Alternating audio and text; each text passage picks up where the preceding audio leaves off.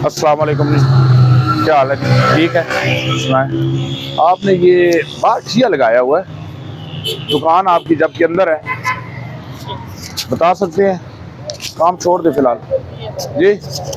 गर्मी है तो नहीं, इंक्रोचमेंट के हवाले से ये प्रॉब्लम आ रही है ना। देखिए आप कितने बाहर निकल आए हैं, तो आपको ये हम लास्ट वार्निंग दे रहे हैं, ठीक है? और अपना आईडी कार्ड मुझे दें ना, आईडी कार्ड मुझे दे दें, अपना चेक करवा दें। ये फुटपाथ वाली जगह। और सर ये देखिए ना, आपकी जो आपका ये है शटर है, आपने अपना सामान वगैरह जो कुछ भी है वो शटर के अंदर रखना है, क्योंकि अगर आप बाहर रखेंगे तो एक तो आपका सामान भी कब्जे में हो जाएगा, और दूसरा आपको हम वार्निंग दे रहे हैं, इसके बाद आप पे एफआईआर हो जाएगी, ठीक है ना? एफआईआर लॉन्च कर देंगे। जो